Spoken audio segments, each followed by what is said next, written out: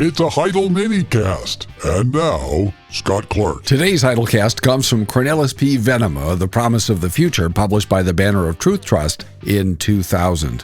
And our reading today begins on page 353 as he continues his critique of postmillennialism. Consistent with Jesus' teaching about the suffering service that will mark the lot of those who are his disciples, the apostles themselves often spoke of their participation in the sufferings of Christ. In his extended discourse in 1 Corinthians 3 and 4, on the service of those who are ministers of Christ, the Apostle Paul admonishes the Corinthians for their arrogance and unwillingness to recognize that it is God's preferred method to magnify his power through human weakness.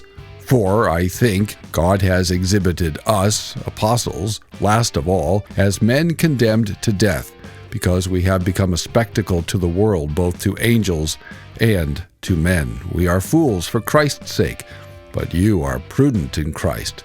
We are weak, but you are strong. You are distinguished, but we are without honor. 1 Corinthians 4, 9 through 10. That this is no incidental or unusual feature of the Christian life becomes apparent when the Apostle Paul speaks of his and every believer's readiness to know him, Christ, and the power of his resurrection and the fellowship of his sufferings, being conformed to his death, Philippians 3:10, and compare Colossians 1:24.